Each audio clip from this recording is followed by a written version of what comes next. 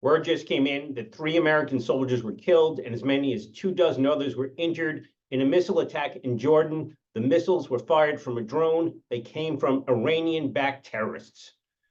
It's hard for me not to be enraged.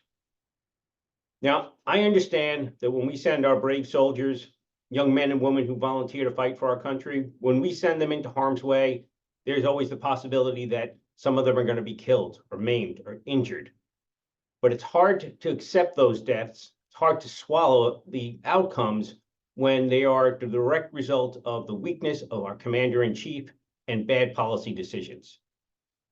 Iranian-backed militants have fired more than 150 attacks on American soldiers and sailors in the Middle East in the last few months. In response, President Biden has dithered, he's delayed, he's tried to make nice with our great enemy, Iran, who considers us the great Satan, and he's resorted to, finally, some responses that were proportional. In other words, we hit back, but we didn't hit back too hard against people who are bullies, who only understand power. So they've been ineffective. As a result, we've got terrible casualties today. Let's contrast that to what happened in 1988, when Iran was using mining in the same waterways and severely damaged one of our frigates. President Ronald Reagan ordered a significant response that wiped out half the Iranian Navy, sent a real clear message. And the president said, President Reagan, our aim was to deter future aggression, not provoke it. We know we need to let the Iranians know we're going to protect our people. We're going to protect our ships. And if they threaten us, they're going to pay a price.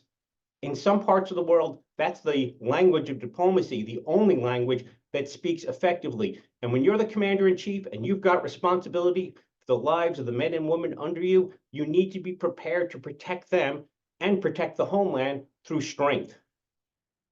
Now, I'm not calling on an all-out war with Iran, but we need a broad-based response that inflicts dramatic damage to the terrorists, the Iranian-backed terrorists who've been attacking us for months. And we also need to take actions that will directly affect their sponsors in Iran.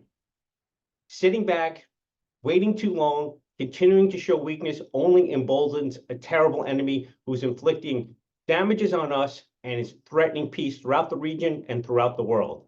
It's time to step up, President Biden. It's time for people in the administration and in Congress, like my opponent, Gregory Meeks, head of the Foreign Affairs Committee.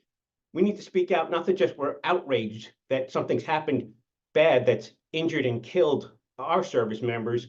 We need to support policies that shut Iran down, stop them from exporting terror, and stop them from attacking people who are the soldiers and sailors of the United States of America.